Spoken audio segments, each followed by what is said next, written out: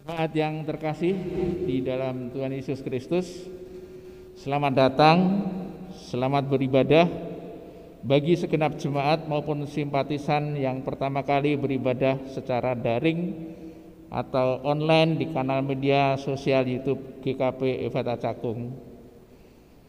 Perlu kita perhatikan bersama dalam rangka imbauan pemerintah tentang PPKM Mikro Darurat yang berlaku mulai pada tanggal 3 sampai dengan 20 Juli 2021 mengumumkan pemberlakuan pembatasan kegiatan masyarakat atau PPKM berskala mikro, yaitu kegiatan di tempat ibadah diberlakukan dengan ketentuan agar kegiatan ibadah dilaksanakan secara daring atau online sementara sampai dengan dinyatakan aman.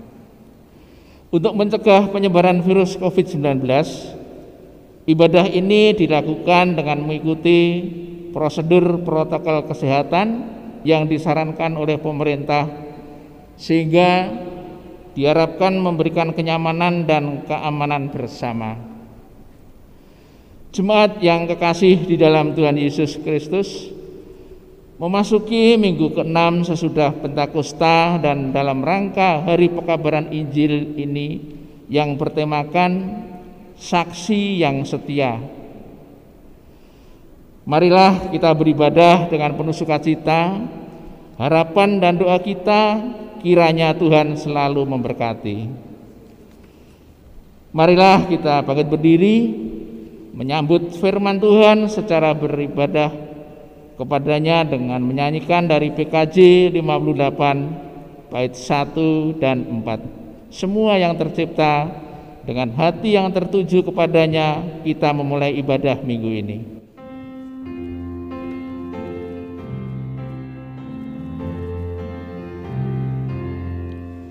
Semua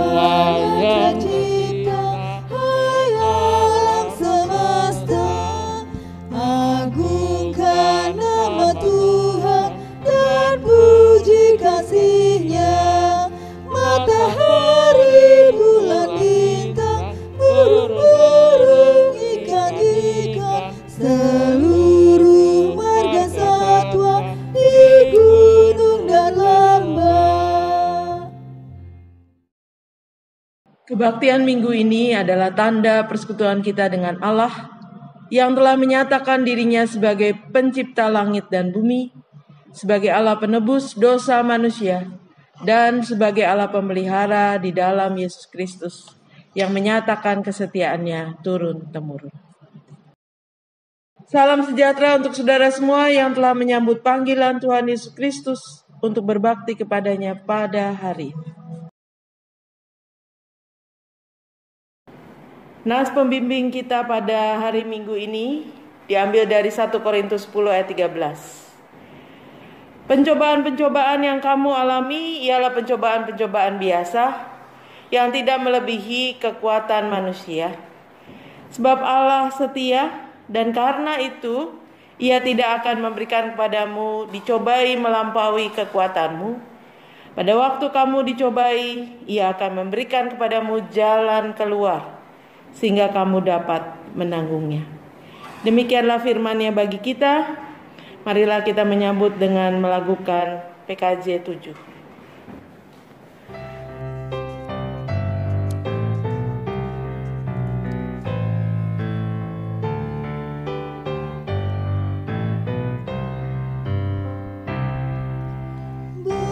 Bersyukurlah pada Tuhan, serukanlah nama-Nya, bernyanyilah bagi Tuhan, mari bermasmurlah, pujilah Tuhan hai jiwaku.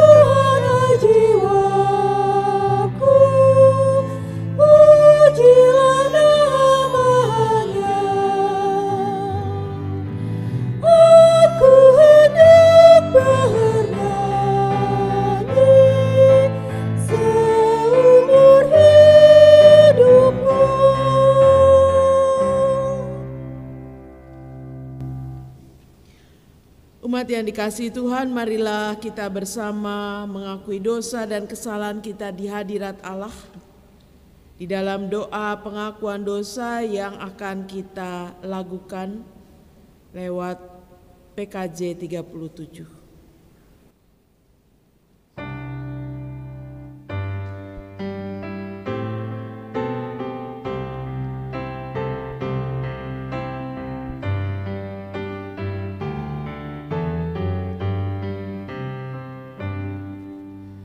Bila ku renung dosaku padamu Tuhan, yang berulang ku lakukan di hadapan-Mu. Kasih sayang-Mu, perlindungan-Mu, di bawah naungan sayap-Mu damai hatiku. Kasih sayang-Mu, pengharapanku, usapan kasih setiamu selalu ku rindu.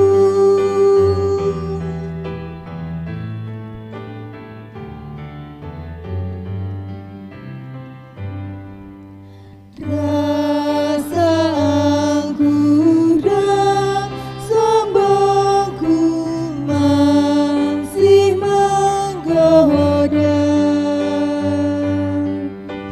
Iri hati dan benciku kadang menjelma.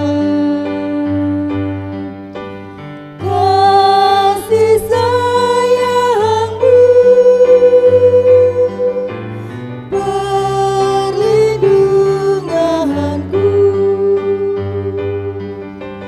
di bawah naungan sayap-Mu damai hatiku. Kasih sayang-Mu, pengharapanku, usapan kasih setiamu selalu ku rindu. Dengan berdiri kita akan menyambut berita anugerah pengampunan kepada setiap orang yang dengan tulus mengakui dosanya. Terimalah berita anugerah dari Tuhan. Firman-Nya, Ia datang dan memberitakan damai sejahtera kepada kamu yang jauh dan damai sejahtera kepada mereka yang dekat. Oleh karena Dia, kita kedua pihak dalam satu roh beroleh jalan masuk kepada Bapa. Demikianlah kamu bukan lagi orang asing dan pendatang, melainkan kawan sekeluarga dari orang-orang kudus dan anggota-anggota keluarga Allah. Demikian Efesus 2 ayat 17 sampai 19. Mari kita respon anugerah pengampunan yang diberikan kepada kita dengan melakukan PKJ 138.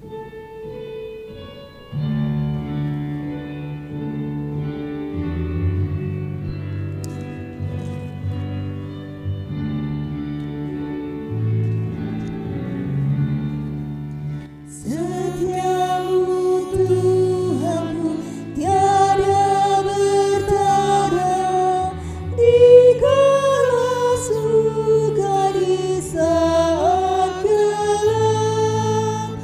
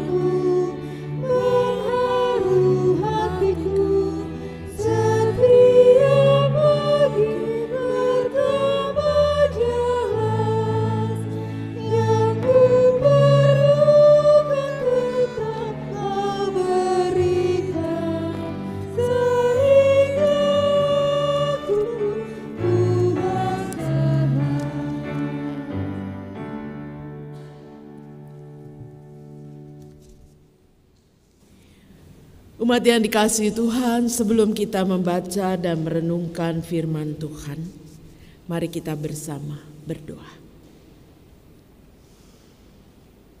Ya Allah Bapa kami bersyukur saat ini kami boleh menghadap hadirat-Mu yang kudus. Di tengah segala macam peristiwa-peristiwa yang terjadi dalam kehidupan kami.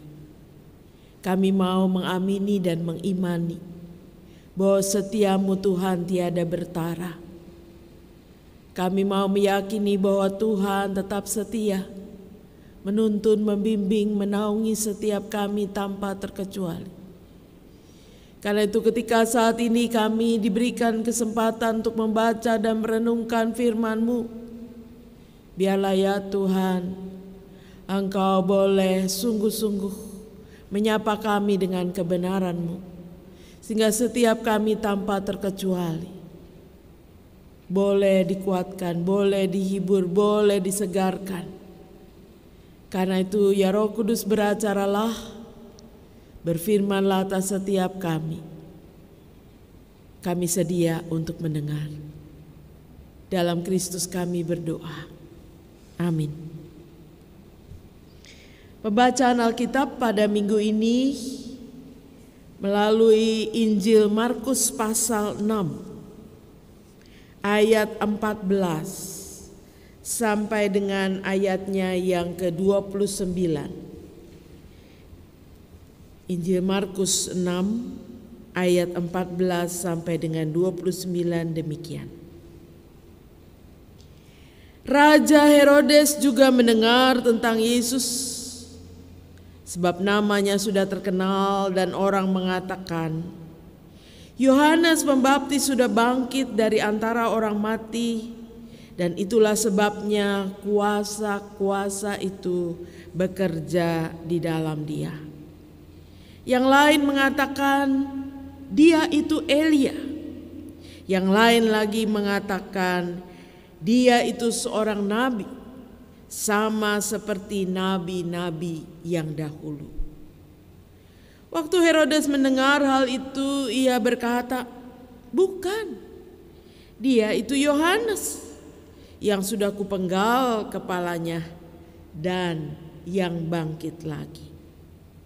Sebab memang Herodeslah yang menyuruh orang menangkap Yohanes dan membelenggunya di penjara berhubung dengan peristiwa Herodias, istri Filipus saudaranya, karena Herodes telah mengambilnya sebagai istri.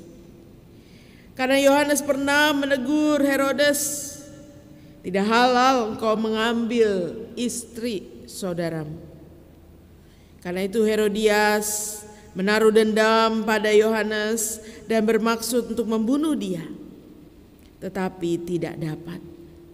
Sebab Herodes segan akan Yohanes, karena ia tahu bahwa Yohanes adalah orang yang benar dan suci, jadi ia melindunginya.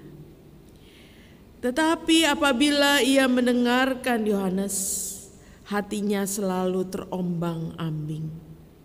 Namun ia merasa senang juga mendengarkan dia. Akhirnya tiba juga kesempatan yang baik bagi Herodias. Ketika Herodes pada hari ulang tahunnya mengadakan perjamuan untuk pembesar-pembesarnya, perwira-perwiranya, dan orang-orang terkemuka di Galilea. Pada waktu itu anak perempuan Herodias tampil lalu menari, dan ia menyukakan hati Herodes dan tamu-tamunya. Raja berkata kepada gadis itu, minta daripadaku apa saja yang kau ingini, maka akan kuberikan kepadamu. Lalu bersumpah kepadanya, apa saja yang kau minta akan kuberikan kepadamu, sekalipun setengah dari kerajaanku. Anak itu pergi dan menanyakan ibunya, apa yang harus kuminta? Jawabnya, kepala Yohanes Pembaptis. Maka cepat-cepat ia pergi kepada raja dan meminta, "Aku mau supaya sekarang juga engkau berikan kepadaku kepala Yohanes Pembaptis di sebuah talam." Lalu sangat sedihlah hati raja. Tetapi karena sumpahnya dan karena tamu-tamunya, ia tidak mau menolaknya. Raja segera menyuruh seorang pengawal dengan perintah supaya mengambil kepala Yohanes. Orang itu pergi dan memenggal kepala Yohanes di penjara. Ia membawa kepala itu di sebuah talam dan memberikannya kepada gadis itu. Dan gadis itu memberikannya pula kepada ibunya. Ketika murid-murid Yohanes mendengar hal itu, mereka datang dan mengambil mayatnya dan membaringkannya dalam kuburan. Demikianlah Injil Yesus Kristus. Berbahagia setiap orang yang mendengar firman dan yang memeliharanya. Haleluya.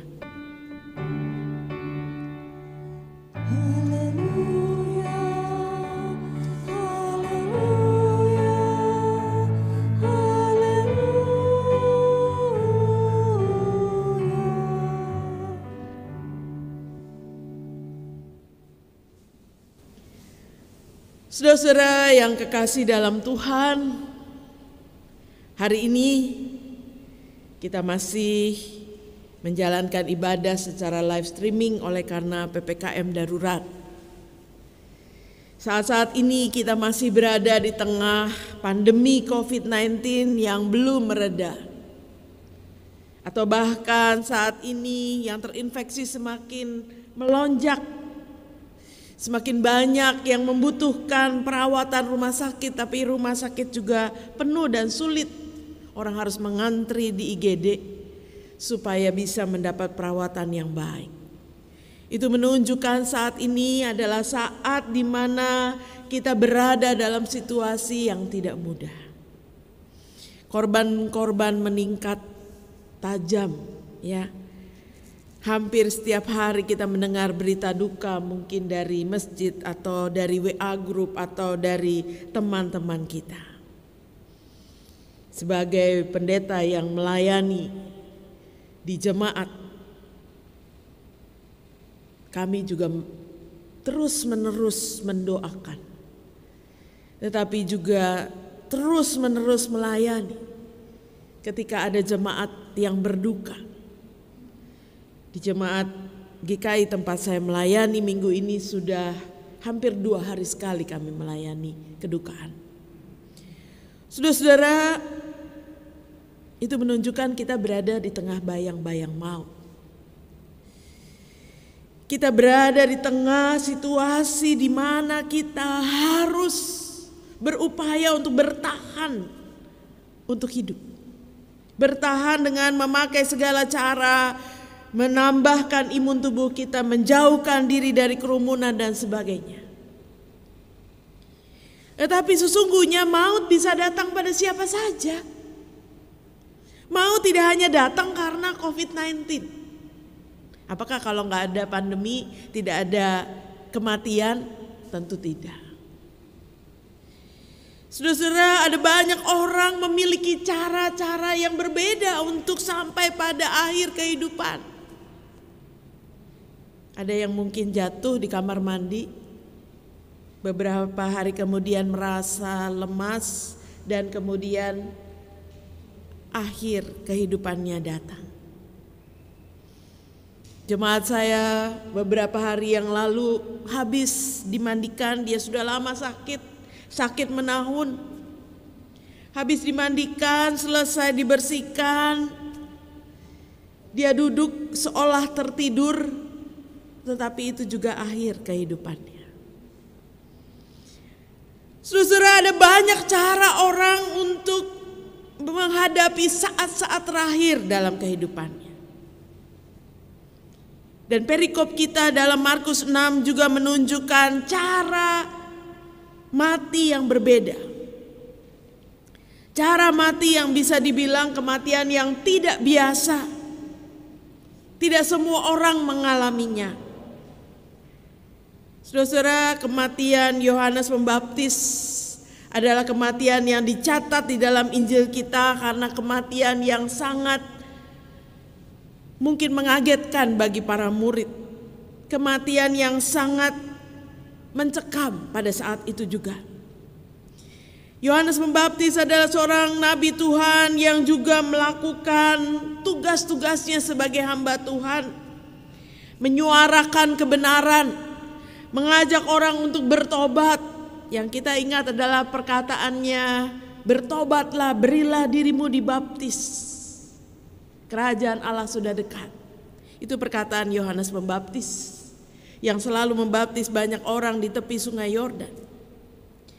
Tetapi juga suara-suara kebenaran Yohanes Pembaptis juga berseru ketika dia melihat ketidakbenaran. Dia tidak bisa berdiam diri ketika dia melihat dosa. Maka dia akan menyuarakan suara kebenaran. Ketika Yohanes menegur Herodes. Saat itu Herodes adalah seorang raja. Saudara-saudara, Anda bisa menegur siapa saja. Saya bisa menegur teman saya bisa menegur anak saya bisa menegur mungkin pembantu saya atau supir saya, tapi menegur seorang raja itu butuh keberanian yang besar. Saat itu rajanya adalah Raja Herodes Antipas. Herodes Antipas bukan Herodes yang sama dengan Herodes pada masa Yesus lahir. Herodes pada masa Yesus lahir adalah Herodes Agung, dan Herodes Antipas adalah anak dari Herodes Agung. Tapi di depannya ada kata atau ada nama Herodes, sama seperti Sri Pakubuwono itu ya, Sultan di Jogja itu semua nama anaknya juga sama, Hamengkubuwono. Cuma nomor berapa Hamengkubuwononya ya. Begitu juga Herodes yang disebutkan dalam bagian bacaan kita adalah Herodes Antipas, bukan Herodes Agung. Anak dari Herodes Agung. Dan Yohanes menegur Herodes Antipas di dalam ayatnya yang ke-18 dikatakan, tidak halal engkau mengambil istri saudaramu. Pada saat itu Herodes Antipas mengambil istri saudaranya Filipus, atau lengkapnya adalah Herodes Filipus.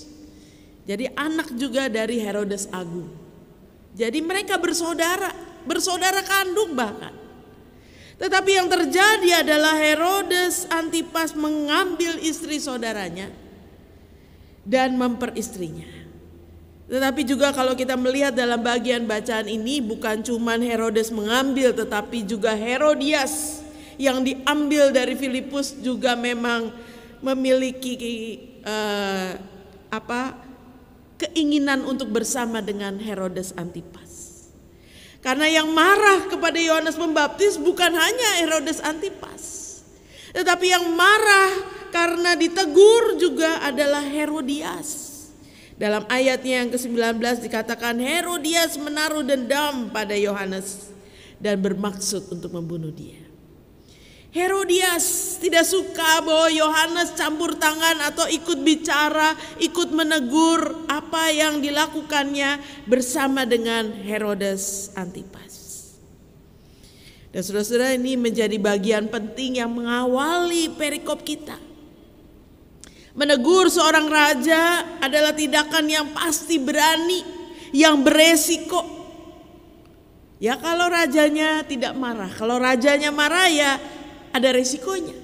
Resikonya maka dikatakan Yohanes segera ditangkap dan dipenjarakan oleh Herodes Antipas. Tetapi itu berarti juga bahwa Yohanes berani mengambil resiko demi kebenaran. Dia berani mengambil resiko demi apa yang dia anggap itu tidak benar. Dia tidak takut, dia tidak ragu-ragu. Saudara-saudara, di masa modern di tahun 1943 kejadian yang kurang lebih serupa terjadi juga di Jerman. Saudara-saudara, kita tahu tahun itu, masa itu adalah masa Nazi dengan Hitler yang sedang berkuasa tidak hanya di Eropa tetapi juga di banyak belahan dunia. Hitler dengan segala macam ideologinya yang justru menghancurkan orang Yahudi. Adakah orang yang berani untuk menegur? Ada, saudara-saudara. Pada masa Hitler, seorang pendeta dan seorang teolog, doktor di bidang teologi, berani menentang Hitler pada masa Nazi. Namanya Dietrich Bonhoeffer. Dan saudara-saudara, seorang Dietrich Bonhoeffer adalah seorang yang keras. Dia tidak kompromi. Dia menegur Hitler oleh karena tindakannya. Tetapi saudara-saudara, itulah orang yang berani untuk bersuara demi kebenaran. Ada risikonya. Dan risiko yang harus ditanggung Dietrich Bonhoeffer, dia mengalami juga seperti Yohanes. Dia dipenjara. Dan bahkan dia berakhir dengan mati digantung. Saudara-saudara, itulah yang disebut martir. Orang yang memilih untuk menderita karena kebenaran. Orang yang memilih untuk bahkan berkorban sampai mati demi kebenaran dan iman Kristianinya. Kata martir berasal dari akar kata martus. Dan ada kata lain yang sering kali kita dengar, marturia. Gereja juga punya tugas untuk marturia, untuk memberi kesaksian tentang Kristus. Dan saudara-saudara, kekristenan berdiri kokoh karena pengorbanan para martir. Dari waktu ke waktu, dari zaman ke zaman. Di masa Injil, di awal-awal, di kitab Markus sudah ditunjukkan bagaimana Yohanes Pembaptis mengawali. Karena dialah yang menjadi korban martir ketika Herodes tidak suka dengan tindakannya dan kemudian memenggal kepalanya. Kemudian kita akan melihat bagaimana Yesus juga berkorban sampai mati. Dia juga martir terbesar bagi dunia ini. Dan kemudian ada Stefanus yang juga dirajam sampai mati.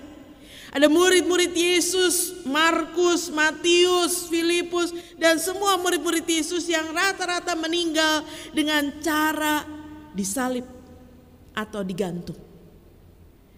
Jadi saudara-saudara, kita melihat dalam bagian bacaan ini ada berbagai macam akhir dari kehidupan. Akhir yang seperti apa bisa bermacam-macam, tetapi apa yang dilakukan selama hidup itu yang penting.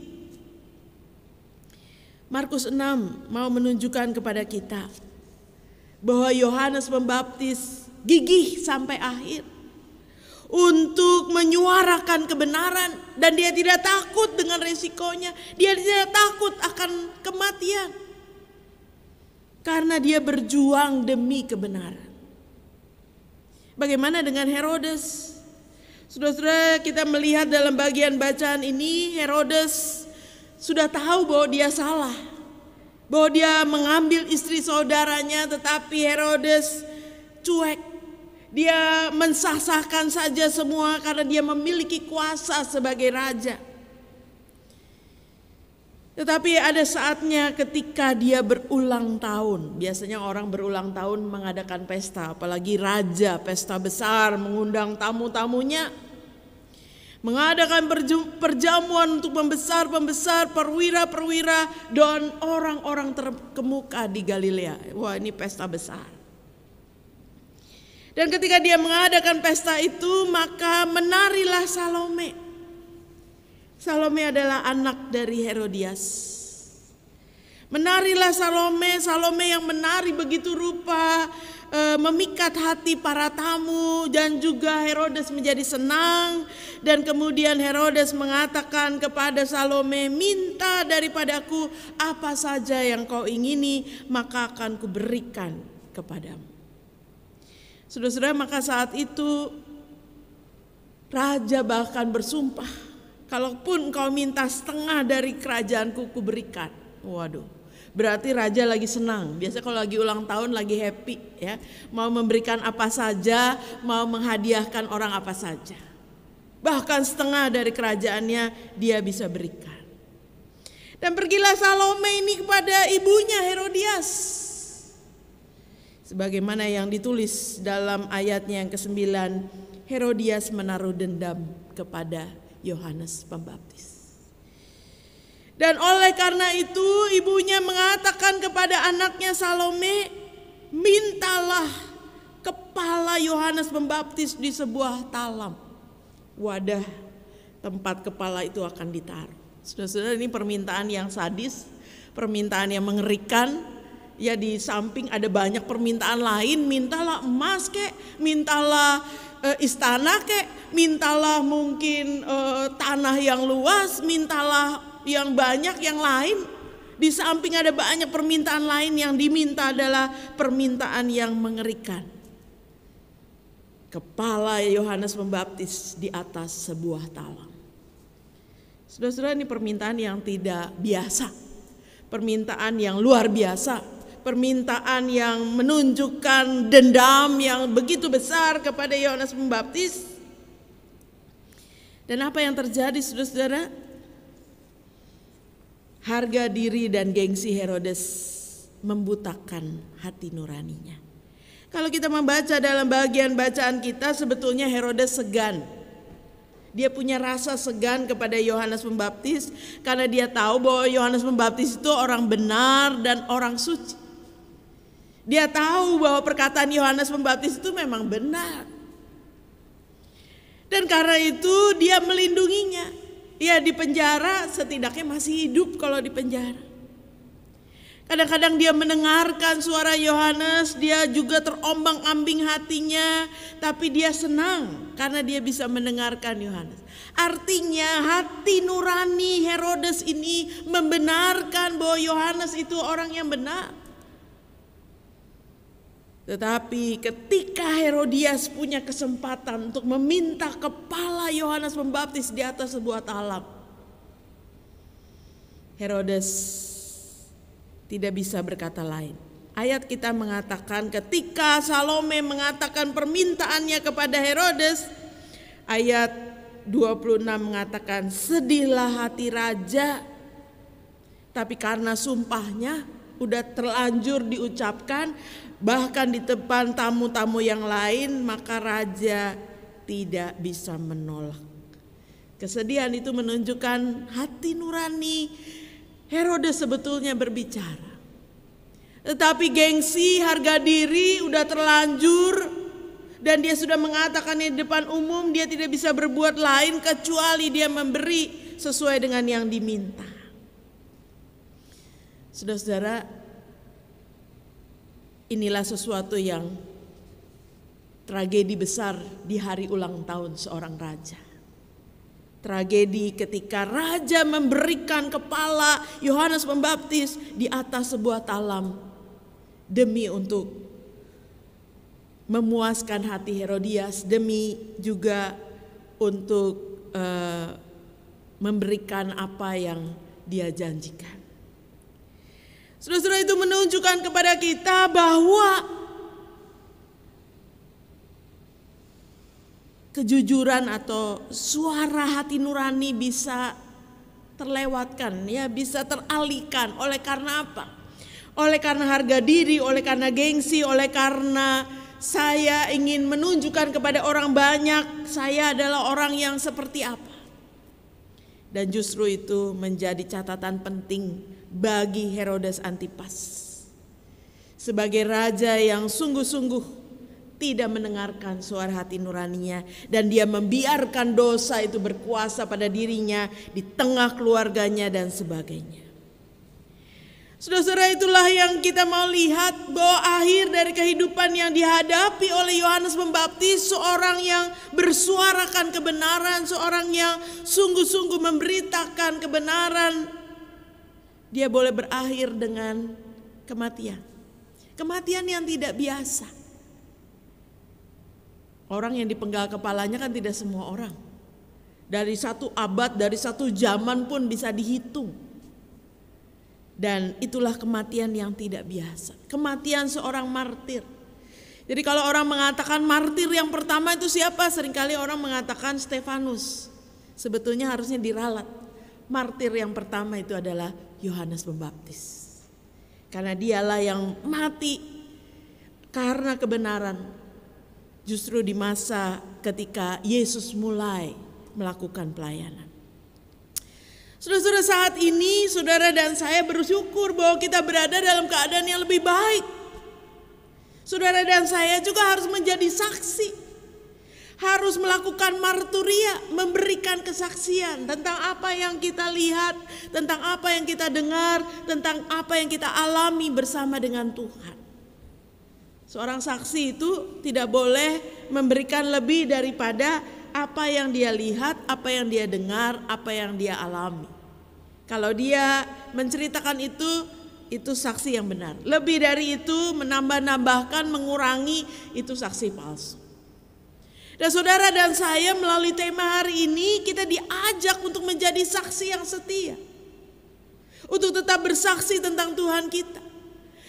Kita membaca firman Tuhan, kita beribadah setiap hari Minggu, kita tahu kebenaran melalui firman Tuhan, bertindaklah yang benar. Ketika melihat orang lain tidak bertindak benar, kita harus berani menyuarakan kebenaran, berani menegur, berani mengingatkan, tidak berdiam diri, tidak cuek, tidak masa bodoh. Dan saudara-saudara, saya bersyukur bahwa saat ini keadaan lebih baik.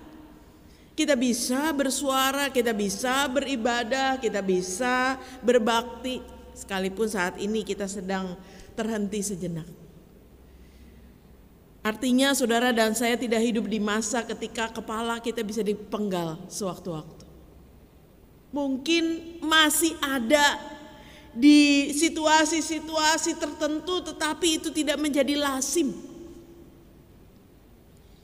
Kita bersyukur bahwa kita bisa hidup dan terus bersaksi tanpa harus sampai menghadapi tantangan dan ancaman seperti Yohanes Pembaptis. Dan saudara dan saya diajak, mari ketika situasi menjadi lebih baik, ketika kita bisa beribadah, ketika kita bisa menjadi orang percaya tanpa harus sembunyi-sembunyi, marilah kita punya semangat untuk bersaksi. Menceritakan kepada orang lain tentang Tuhan, kabar baik. Saudara-saudara, saat ini ada banyak kabar buruk. Ya, saya melihat di WA grup, wah banyak sekali dimasukkan hal-hal yang menakutkan, yang mengagetkan, yang menyeramkan. Maukah kita menjadi orang-orang yang mengimbangi kabar buruk itu dengan kabar baik? Beberapa rekan pendeta punya kabar sukacita. Jadi biasanya yang kita keluarkan kan kabar duka cita ya. Kabar ada yang meninggal, kabar ada yang sakit dan sebagainya. Bisa gak kita imbangi dengan kabar sukacita? Yaitu kabar orang-orang yang sudah pulih. Karena walaupun yang terinfeksi ada 2 juta lebih, yang pulih juga 2 juta lebih. Walaupun hari kemarin kalau saya tidak salah angka korbannya 30 ribuan lebih, yang sembuh juga 28 ribuan lebih. Artinya apa? Tetap ada kabar baik. Ini yang harus kita saksikan. Bagaimana kita tidak hanya memberitakan kabar buruknya, tapi kabar baik yang pulih kita beritakan. Bagaimana mereka mengalami kepulihan-kepulihan itu.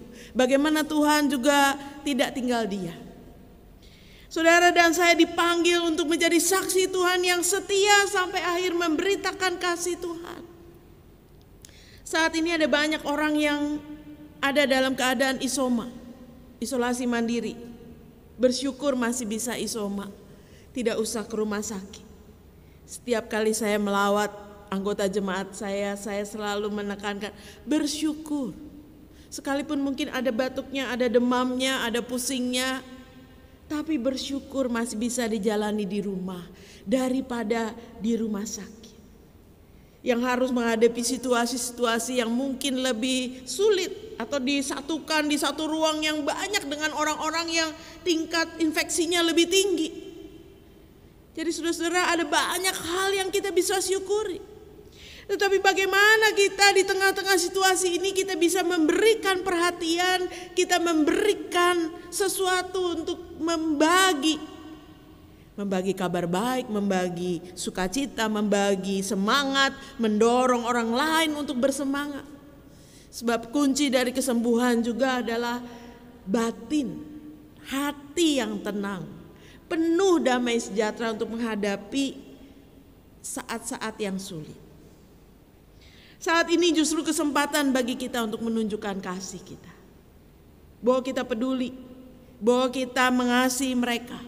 Apapun yang kita bisa bagikan, kalau mungkin ada materi, kalau mungkin ada makanan, kalau mungkin ada penghiburan yang lain, kata-kata yang mendukung, yang memberikan semangat, itu yang harus kita lakukan. Jangan demi keamanan diri kita, saya juga perlu, saya juga takut kurang, maka kita bodoh amat dan menutup mata terhadap saudara kita.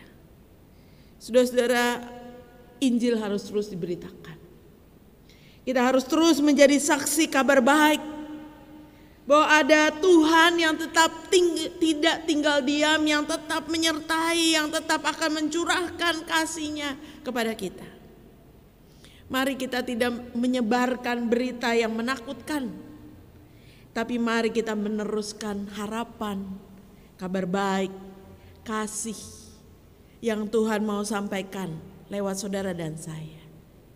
Jadilah saksi yang setia sampai akhir, supaya kita bisa mengisi hidup kita menjadi teladan bagi banyak orang.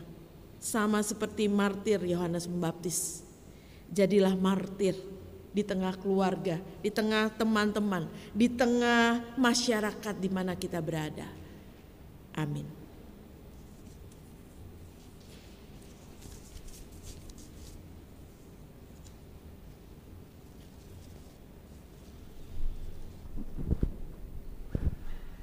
Bapak Ibu Saudara diundang untuk bangkit berdiri. Marilah kita mengucapkan pengakuan kepercayaan kita bersama dengan gereja dari segala abad dan tempat. Aku percaya kepada Allah, Bapa yang Maha Kuasa, Khalik langit dan bumi, dan kepada Yesus Kristus, Anaknya yang tunggal, Tuhan kita, yang dikandung dari Roh Kudus, lahir dari anak darah Maria, yang menderita di bawah pemerintahan Pontius Pilatus, disalibkan, mati dan dikuburkan, turun ke dalam kerajaan maut. Pada hari yang ketiga bangkit pula di antara orang mati, naik ke sorga, duduk di sebelah kanan Allah Bapa yang Maha Kuasa, dan akan datang dari sana untuk menghakimi orang yang hidup dan yang mati. Aku percaya kepada Roh Kudus, gereja yang kudus dan am, persekutuan orang kudus, pengampunan dosa, kebangkitan daging dan hidup yang kekal. Amin. Jemaat Tuhan, kita akan mendengarkan sejenak Warta Jemaat Kebaktian Minggu pada hari ini, 11 Juli 2021. Kebaktian pagi hari ini dilayani oleh Ibu Pendeta Melani Ajub yang berasal dari GKI Agus Salim. Majelis dan jemaat mengucapkan terima kasih atas pelayanan dari Ibu Melani. Majelis dan jemaat juga mengucapkan terima kasih atas pelayanan dari pelayan musik, kantoria dan juga tim multimedia. Selanjutnya, untuk bidang peribadahan dan pembinaan, kami mengundang Bapak Ibu jemaat sekalian untuk dapat aktif dalam kegiatan peribadahan yang dilakukan secara daring melalui aplikasi Zoom atau rekaman video yang ada dalam kanal media sosial YouTube GKP Fata Cakung yang meliputi kebaktian rumah tangga, kebaktian kategorial, kebaktian anak sekolah minggu, dan juga ruang doa. Informasi jadwal kegiatan dapat Bapak Ibu lihat di Warta Jemaat digital yang dapat diunduh atau dibaca di WhatsApp group atau melalui tayangan slide sebelum ibadah dimulai pada Minggu pagi. Atau bagi warga jemaat yang membutuhkan warta cetak, dapat menghubungi majelis jemaat atau sekretariat. Selanjutnya, perjamuan kudus akan diadakan pada hari Minggu 1 Agustus 2021. Selanjutnya, anggota jemaat yang sakit dan dalam pemulihan kesehatan, Ibu Aminah Bayin, dalam pemulihan Ibu Christine Sutini, Ibu Yulianti Dani, Saudari Regina Peta, Saudari Naomi, Ibu Yulianti Huta Barat, Bapak Abraham Santosa, Bapak Pendeta Thomas Raharjo, Ibu Rosalina Siregar yang dirawat di Rumah Sakit PON.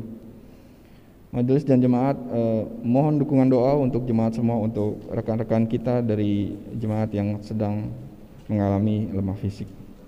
Selanjutnya, anggota jemaat yang berulang tahun, majelis dan jemaat juga mengucapkan selamat ulang tahun kepada Bapak Ibu Saudara yang berulang tahun dari tanggal 11 Juli sampai dengan 16 Juli. Kiranya Tuhan Yesus senantiasa memberkati. Nas ulang tahun diambil dari 2 Tesalonika 3 ayat 16. Dan Ia, Tuhan damai sejahtera, kiranya mengaruniakan damai sejahteranya terus-menerus dalam segala hal kepada kamu. Tuhan menyertai kamu sekalian. Selanjutnya, teknis pemberian persembahan pada masa PPKM dan yang berbasis mikro guna mendukung segala penata layanan di GKP Efata Cakung bagi setiap keluarga yang akan menyampaikan rasa syukur dan berkat pemeliharaan Tuhan melalui persembahan dapat ditransfer ke rekening BCA atau juga dapat diserahkan langsung untuk diantarkan ke gereja melalui amplop. Atau jika berkendala, Bapak Ibu Saudara dapat menghubungi majelis jemaat untuk persembahan dapat kami jemput. Terakhir, total penerimaan persembahan kebaktian dari tanggal 1 sampai dengan 10 Juli 2021 adalah Rp86.110.000. Demikian warta jemaat pada hari ini. Terima kasih.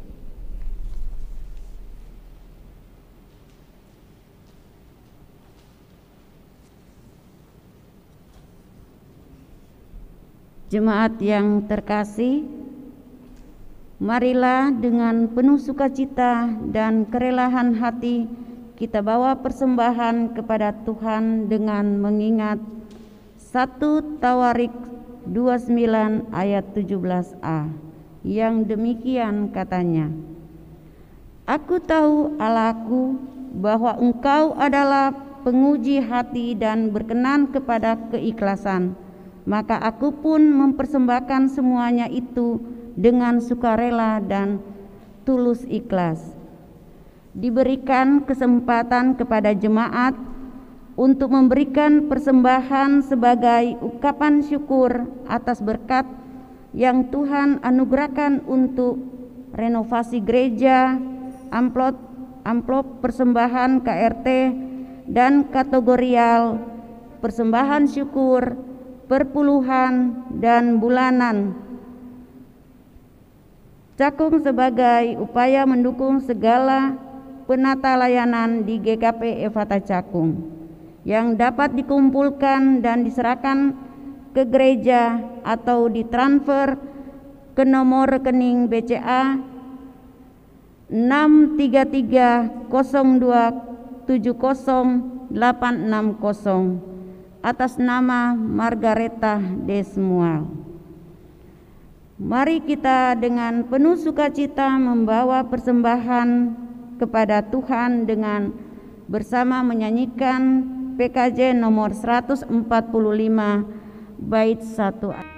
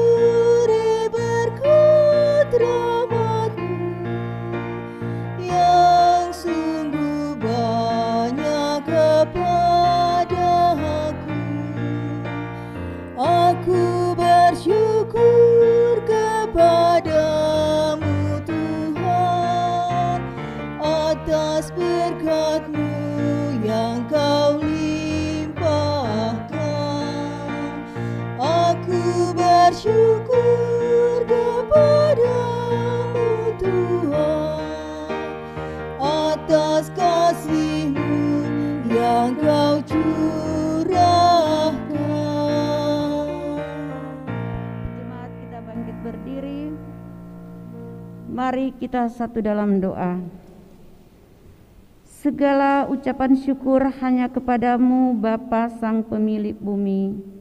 Oleh karena kasih karunia dan berkat yang selalu kami terima dan nikmati sehingga saat ini. Kami yakin dan percaya itu karena kemurahan Tuhan dalam kehidupan kami. Untuk itu Bapa, sebagai bukti ungkapan syukur kami kepadamu.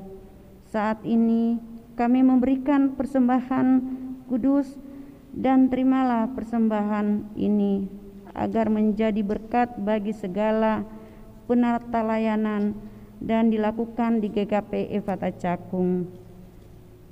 Dimanapun persembahan ini diperuntukkan dan diajarkan kami untuk senantiasa mengucap syukur dalam segala hal.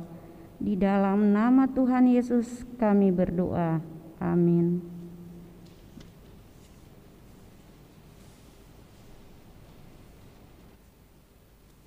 Jemaat yang dikasihi Tuhan, marilah kita bersama menaikkan doa syafaat kita kepada Tuhan.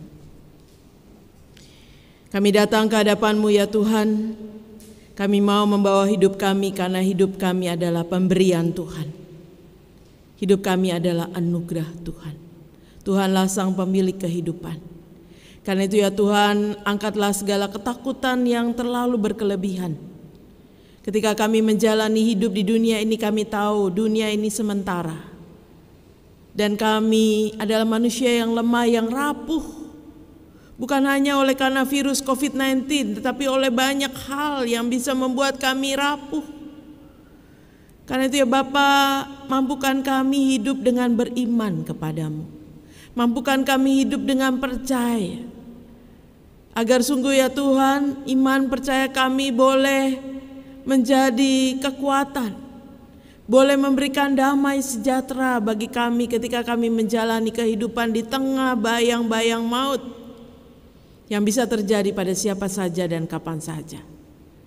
Karena itu ya Tuhan, kami berdoa bagi saudara-saudara kami yang sedang sakit, terbaring di rumah atau di rumah sakit, yang membutuhkan jamahan tangan kasih Tuhan.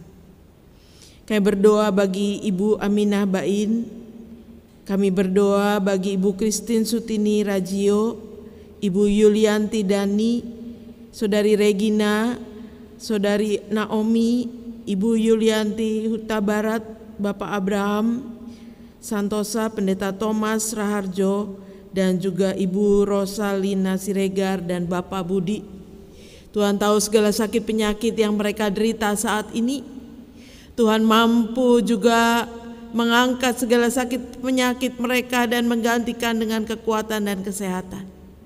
Tidak ada yang mustahil bagi Tuhan. Karena itu pulihkanlah ya Tuhan, agar mereka boleh mengalami kuasa kasih Tuhan yang besar. Biarlah mereka tetap beriman dan percaya kepada Tuhan yang akan memberikan segala yang baik dalam kehidupan mereka. Kami berdoa ya Bapa bagi saudara-saudara kami yang bergumul mungkin di tengah pekerjaan, di tengah kehidupan ekonomi yang saat ini mungkin sangat sulit dan terbatas. Biarlah ya Tuhan Engkau tetap buka jalan, supaya saudara-saudara kami tetap boleh terpelihara. Bagi yang belum punya pekerjaan, Tuhan buka jalan agar mereka bisa mendapatkan pekerjaan. Bagi yang sedang mengalami kesulitan dalam ekonomi, mampukan mereka bersyukur untuk setiap perkara kecil yang Tuhan berikan dalam kehidupan mereka.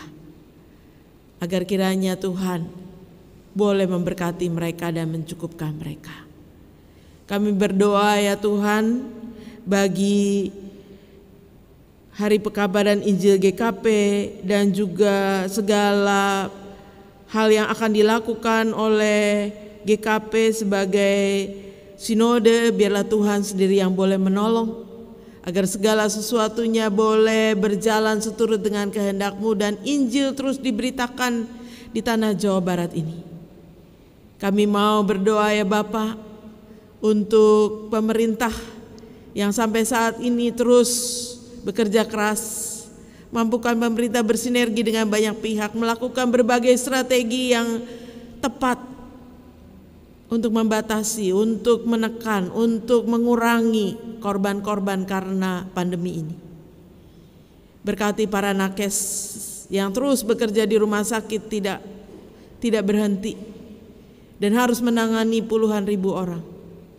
Biarlah ya Tuhan Engkau berikan kekuatan berlipat ganda pada mereka, agar mereka tetap kuat dan sehat, tetap bisa membantu dan melayani saudara-saudara kami untuk kepulihannya.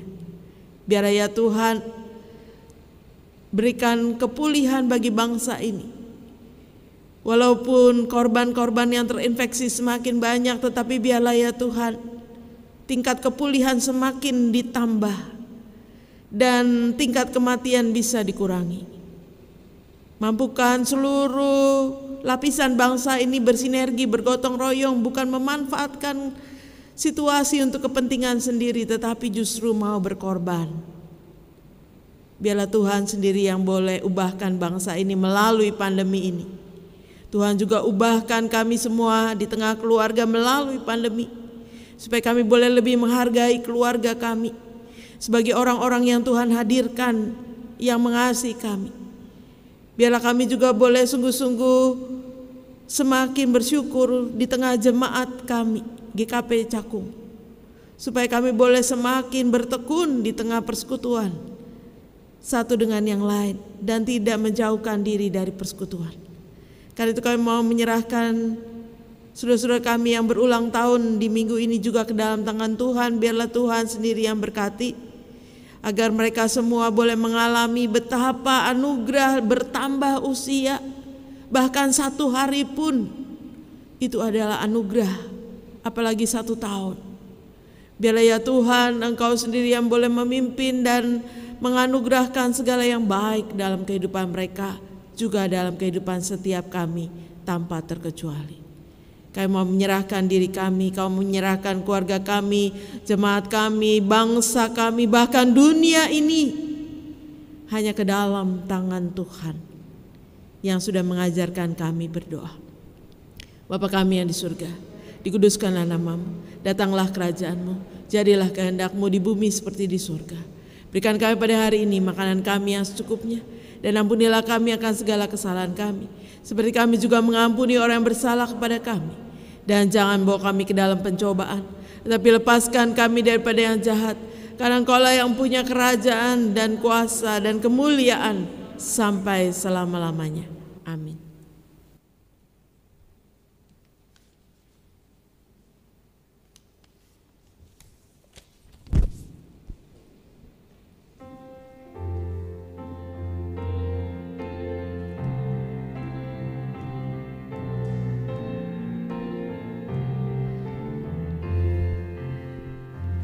Setiakan diriku pada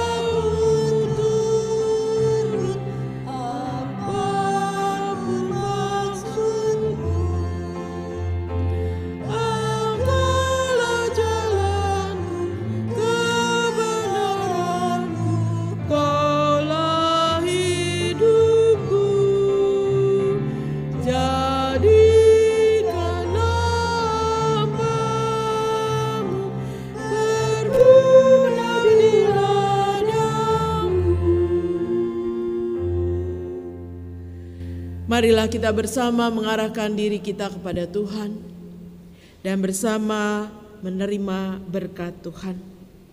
Kiranya kasih karunia Tuhan Yesus Kristus, kasih Allah Bapa yang sejati dan persekutuan Roh Kudus menyertai saudara sekalian dari sekarang sampai selama-lamanya. Amin.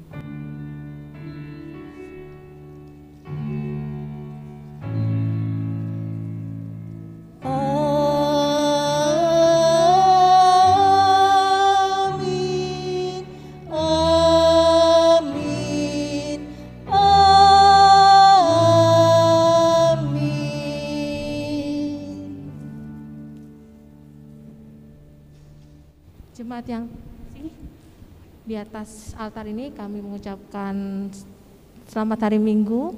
Kiranya Tuhan memberkati dan tetap menjaga protokol kesehatan dengan melakukan 5M. Selamat semuanya.